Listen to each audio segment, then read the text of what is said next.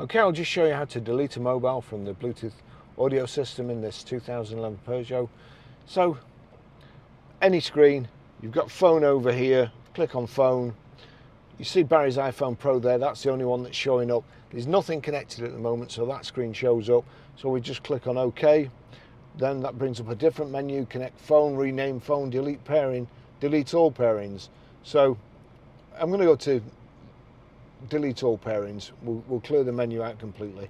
Delete all pairings. Do you want to delete all pairings? Yes. If you decide against it, you just turn the rotary control to no, but we want yes.